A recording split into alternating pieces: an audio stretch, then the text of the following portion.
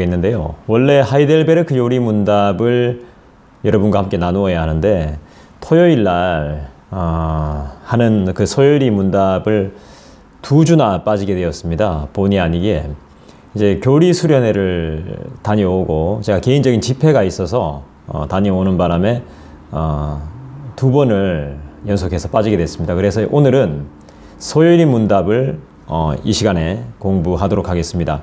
소요리 문답과 하이델베르크 요리 문답을 번갈아 가면서 이렇게 한번 찾아보고 공부해 볼 테니까요.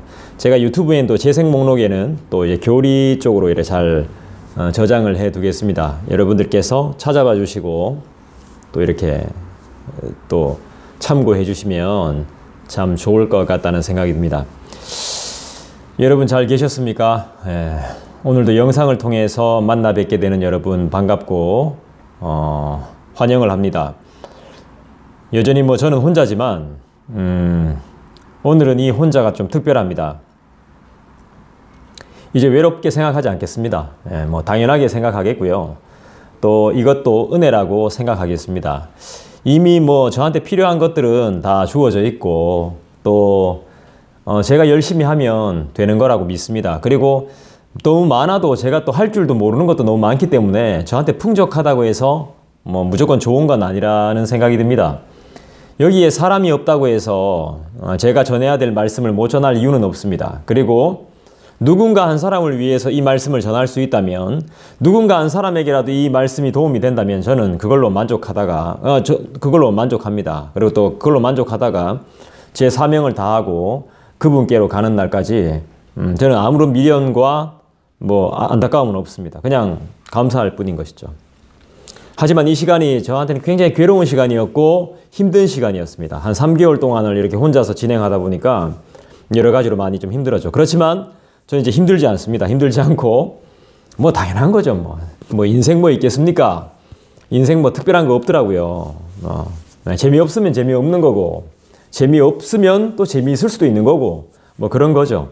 그냥 여기서 전 최선을 다하고 하나님이 맡기신 대로 최선을 다하겠습니다. 오늘은 소요리 문답 15문입니다. 사람의 조상인 아담이 창조함을 받은 원래의 상태에서 타락하게 된 죄가 무엇인가? 를 묻고 있습니다. 사람의 조상인 아담이 창조함을 받은 원래의 상태에서 타락하게 된 죄가 무엇인가 하는 문제입니다. 그걸 이제 우리가 알아봐야 되겠는데요. 그 답이 뭐냐? 우리의 첫 조상이 창조함을 받은 본 지위에서 타락하게 된 죄는 그 금하신 실과를 먹은 것이라고 말씀하고 있습니다. 금지된 열매를 먹은 것이죠. 하나님이 금하신 것을 먹은 게 되는 것입니다. 죄라는 것은 정말 사소한 것에서부터 시작하는 것 같습니다. 대형 사고가 나는 참사 현장에 가보면 우리가 정말 잘 알 수 있죠. 그죠? 평소에 안일함과 부주의, 서로 미루기 이런 것들을 통해서 대형 사고가 일어나고 죄가 점점 싹트기 시작하는 것 같습니다. 관심을 두지 않는 거에서부터 시작됩니다. 방치하면서부터 시작돼요. 아이들을 그냥 방치하면 안 돼요. 우리 성도들을 그냥 방치하면 안 됩니다. 우리 조직을, 우리 공동체를 그냥 방치하면 안 돼요. 귀찮더라도 계속해서 관심을 가져야 되고 계속해서 훈련을 해야 되고 노력을 해야 된다는 것입니다. 여러분 방치해두면 안 됩니다. 잘하고 있겠거니 이렇게 생각하면 안 돼요. 그러면 무너지게 되는 것입니다. 죄가 죄인지 모르는 무지함, 습관, 관습 이 모든 것들이 자녀인 우리가 하나님의 자녀인 우리가 하나님의 품을 떠나게 되는 사소한 출발점이라는 것을 한번 생각해 보시기 바랍니다. 대형 사고가 하루아침에 일어나는 것이 아닙니다. 먹지 말라는 열매를 따먹은 것이 문제가 아니에요. 그게 문제가 아닙니다. 우리가 평소에 얼마나 하나님의 말씀인 성경을 무시하면서 살았는지, 기도를 무시하면서 살았는지, 개인적인 경건의 시간을 얼마나 무시하면서 살았는지 생각해 봐야 됩니다. 그리고 얼마나 게을렀는지 우리가 생각해 봐야 되는 것이죠. 우리는 지적인 만족만 추구합니다. 때로는 재미만 추구해요. 뭔가 들을 게 있어야 되고 뭔가 배울 게 있어야 됩니다. 내가 드린다는 생각보다는 내가 얻어가야 된다는, 내가 챙김을 받아야 된다는 그런 생각이 많다는 것입니다. 내 마음에 흡족한 무엇인가를 추구해야 된다는 것이죠. 재미를 추구해야 된다는 사실, 이런 사실을 부인할 수 없다는 겁니다. 내 스타일과 맞지 않으면 비방하기 일쑤고 무시가 습관이 되어 있다는 것을 우리는 부인할 수 없죠. 우리는 하나님의 말씀을 무시할 것이 아니라 죄를 거부하고 죄를 무시해야 되는 것입니다. 저항을 해야 하는 그런 존재임을 기억해야 됩니다. 그럼 죄란 뭡니까? 우리가 범하고 있는 모든 것이 죄죠. 안 그래요? 하나님보다 더 좋아하는 게 죄 아닙니까? 더 많이 생각하고 더 많이 누리고 함께하고 있는 것이 죄입니다. 굳이 구체적으로 말씀드리지 않아도 여러분 다 아시지 않습니까? 내가 하나님보다 더 좋아하는 거, 내가 하나님보다 더 많이 생각하는 거, 그게 뭡니까? 여러분, 하나님이 허락하신 시간을 온전히 그분의 영광을 위해 살아가십니까? 믿음으로 삶을 살고 계십니까? 아니잖아요. 우린 죄인이 아닐 수 없는 거죠. 죄인이라고 하면서 어떻게 뻔뻔스럽게 그렇게 얼굴을 쳐들고 살 수 있죠? 하고 싶은 말 다 하고 싫다 좋다 이거 해달라 저거 해달라 요구할 수 있습니까? 우린 죄인인데 말입니다. 자숙해도 시원찮을 판국에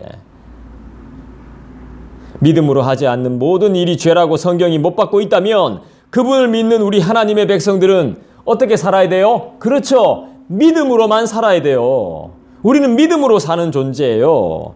그 믿음으로 산다는 것은 하나님을 사랑한다는 거 아니겠어요? 하나님을 사랑하고 이웃을 사랑하는 것이 믿음으로 사는 거 아니겠냔 말이에요. 우리 주 예수께서 나를 대신해서 돌아가셨습니다. 벌을 받고 돌아가셨어요. 우리는 생각해야 됩니다. 무엇을 말이죠? 나를 대신해서 죽어진 그리스도, 죽어주신, 나를 대신해 주신 그리스도, 대신, 대속의 은혜를 잊지 말아야 한다는 것입니다. 그 그리스도의 은혜를 잊지 말아야 한다는 것입니다. 그 가르침과 그 은혜를 기억하며 죄악에 맞서 싸워야 하는 것이 우리의 사명입니다. 한순간의 꾀임에 빠져서 죄를 짓고 허우적거릴 수 없는 인생이 바로 우리의 삶이라는 말입니다. 죄를 누리고 즐길 것이 아닙니다. 맞서 싸워야 하는 것입니다. 생과 사를 걸어야 되는 것이죠. 하지만 이 싸움은 우리의 외로운 싸움이 아님을 믿습니다. 아버지께서 나와 우리와 함께 하심을 믿습니다. 믿음으로 싸웁시다. 힘써 싸우고 힘써 승리합시다. 제가 교회 개척하고 나서 안 힘든 순간이 없었습니다. 여러 가지 때문에 힘들었습니다. 설교 못한다고 해서 힘들었고, 준비 안 됐다고 여러 가지 이야기 들어서 힘들었고, 전도가 안 돼서 힘들었고, 성도들이 자꾸 왔다가 나가서 힘들었고, 하루 한순간도 안 힘든 적이 없었습니다. 때로는 진짜 교회 이야기를 안 하고 싶은데 맨날 교회 이야기만 들으니까 그것도 스트레스였습니다. 몸은 맨날 피곤하지, 식욕은 없지, 밥은 먹기 싫지, 혼자 어디론지 떠나고 싶지, 어떨 때는 죽고 싶은 마음도 있었습니다. 그리고 최근까지도 그만둬야 되겠다, 목회 그만해야 되겠다, 교회 접어야 되겠다, 이런 생각 많이 했습니다. 그런데 저 안 그럴 겁니다.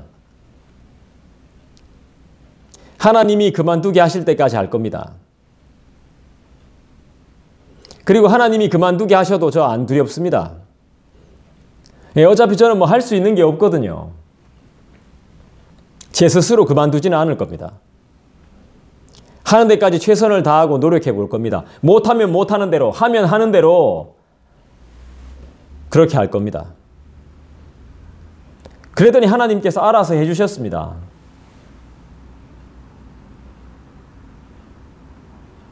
뭐가 안 되는 건 뭔가에 문제가 있기 때문에 안 되는 거죠. 네, 저는 문제가 많은 사람이에요. 문제가 많은 사람입니다. 그래서 안 되는 겁니다. 제가 그걸 알고 있습니다. 그 문제를 해결할 때까지 하나님께서는 저를 계속 훈련시킬 거라고 생각해요. 제가 할 수 있는 건 그냥 열심히 하는 겁니다. 열심히 해도 안 될 수 있습니다. 그거 저 누구 탓 안 할 겁니다. 제 탓이니까요.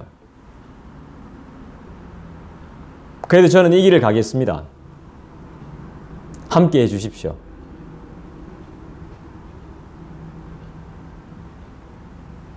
믿음의 동역자 여러분, 부탁이 있습니다.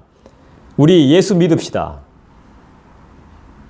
우리 주 예수님을 믿는 길만이 승리를 갈망했던 우리 믿음의 선배들과 함께 가는 길임을 믿습니다. 복받는 비결입니다. 이게 바로 복받는 비결이에요. 우리 주 예수님을 믿는 길만이 승리를 갈망했던 우리 믿음의 선배들과 함께 가는 길, 복받는 길임을 믿습니다. 지위를 회복하는 일이 무엇입니까? 본래의 위치를 회복하는 일이 뭐예요? 쫓겨남을 당했던 우리가 다시 복직할 수 있는 방법은 무엇입니까? 죄를 끊어내는 방법밖에는 없습니다. 우리가 우리의 죄를 정리할 수 있습니까? 끊고 싶다고 해서 끊어낼 수 있겠습니까?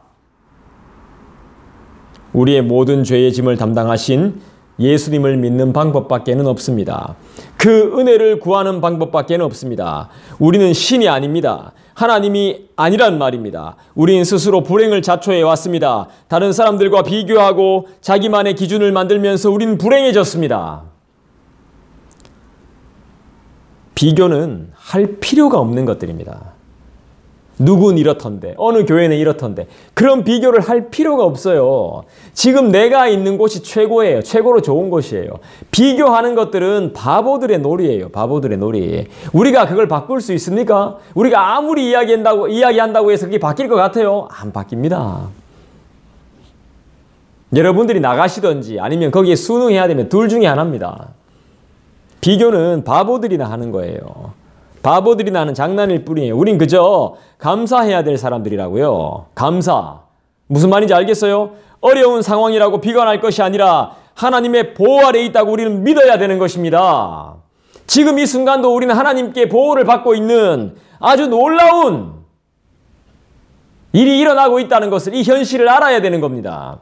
아무리 현실이 힘들고 괴로워도 지금 이 순간만큼은 하나님이 보호하고 계신 거라고 믿어야 되는 거예요. 지금보다 더 나빠지면 어떻게 할 겁니까?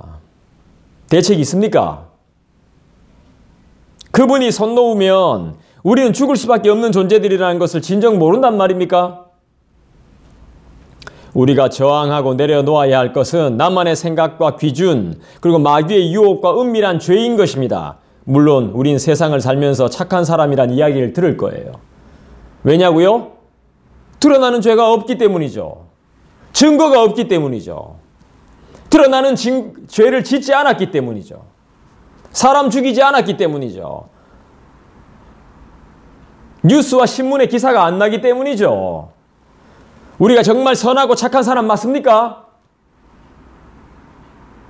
속이 정말 착합니까? 믿어도 됩니까? 벌을 받아도 시원찮은 사람들 아닙니까, 우리?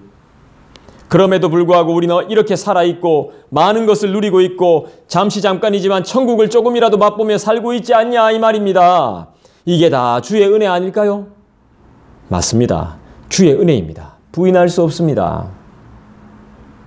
우린 이 땅에 태어나 살면서 세상의 법이 아닌 하나님의 법을 따라야 될 의무가 있었습니다. 하나님이 만들어 놓으신 법이 있었다는 것이죠. 우린 이제야 알게 되었습니다. 하지만 아직도 많은 사람이 이 법을 잘 모르며 살고 있는 것 같아요.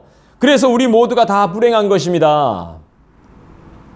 하나님의 법을 따르고 그분과 교제하고 사귀어 사는 것을 진정한 은혜요, 나의 삶의 소망이자 기쁨으로 여기며 살았다면 우린 이렇게 불행하지 않았을 겁니다. 왜냐하면 그분의 법은 온전한 사랑이기 때문입니다. 그러나 우린 왜곡된 말들과 시선 때문에 그분의 법은 짐이요, 수고요, 노동이요, 딱딱하고 경직된 어떤 불편한 것으로 만들어 버렸다는 사실이죠.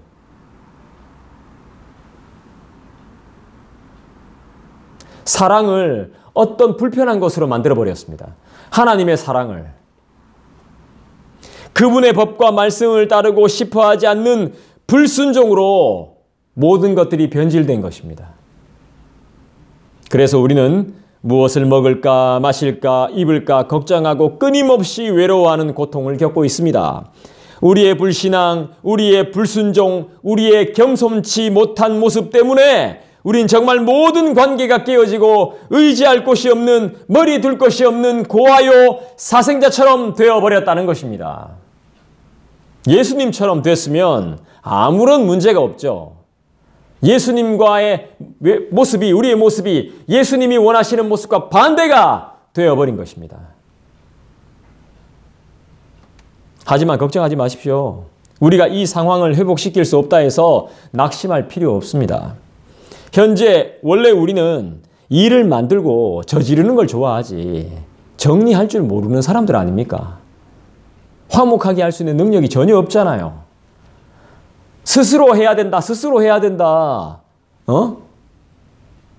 열심히 해야 된다 이렇게 말하지만 스스로 할 줄 아는 거 없잖아요.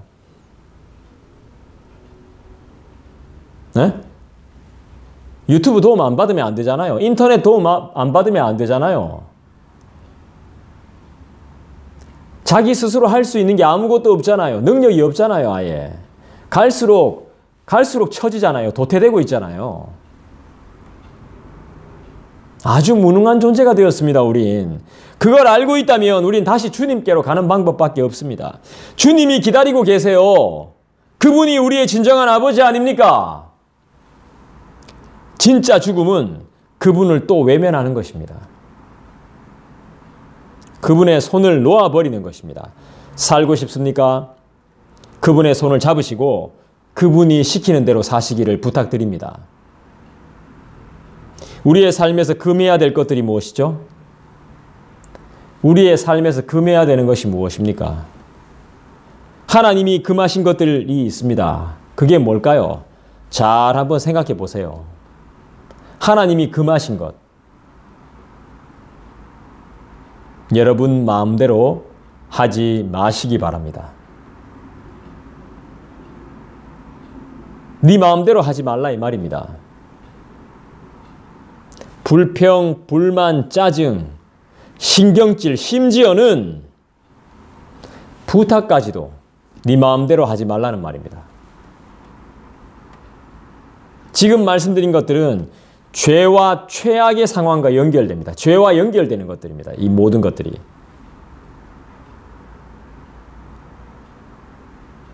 여러분, 잘 아시겠지만 참고 인내하는 게 이 세상에서 제일 좋고 제일 쉬운 일입니다.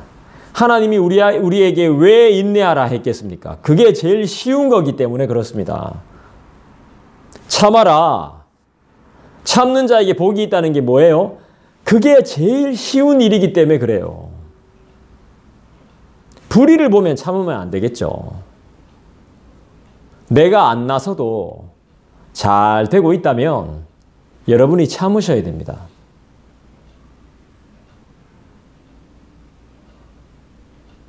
참고 인내하는 것이 제일 쉬워요.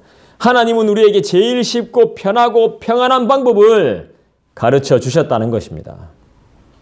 대접받으려고 생각하지 마세요. 내가 목사인데, 심지어 내가 사모인데, 대접받으려고 생각하지 마세요. 내가 권사인데, 내가 장로인데, 대접 안 해줍니다. 아무도 안 해줘요.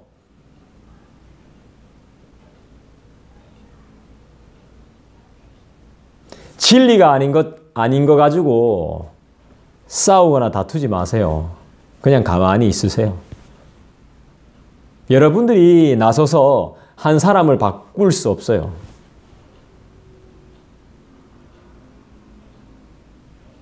자신이나 잘 가르치십시오. 우린 금단의 열매를 먹은 후에 큰 중병에 시달리게 되었습니다. 다른 병이 아닙니다. 내가 하는 모든 것들은 선하고 내 말은 맞고 내 생각은 아주 건전하고 내가 아닌 다른 사람, 특히 내가 싫어하는 사람이 하는 모든 것은 악하다. 내가 하는 건 당연하고 다른 사람이 하는 것은 당연하지 못하다. 너무 큰 기준이 생겨버린 것이죠. 자기중심. 우리는 하나님 중심이 돼야 되고 하나님 주권을 인정하면서 살아야 되는데 내 중심이 되어버린 것입니다.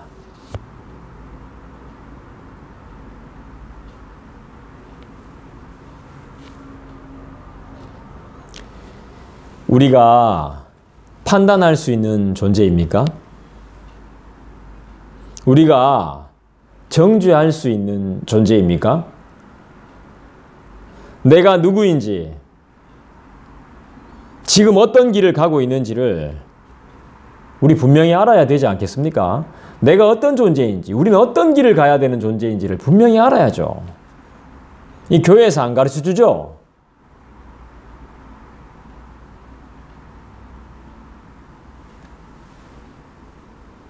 이 교리문답을 여러분들이 공부하면 이제 알게 될 겁니다. 내가 어떤 길을 가는 존재인지, 내가 어떤 길을 가야 하는 존재인지, 내가 누구인지를 분명하게 알게 될 겁니다. 이 시간 하나님께 구해 보십시오. 그럼 반드시 하나님이 알려주실 겁니다. 금하신 것을, 하나님이 금하신 것이 있다면 반드시 허락하신 것도 있습니다. 금하신 것에 대한 불평이 아니라 허락하신 것에 대한 감사가 충만하기를 여러분 부탁드립니다. 그런 은혜가 있기를, 그런 생각을 할 수 있기를 간절히 부탁합니다. 개인적으로 기도하는 시간 갖겠습니다.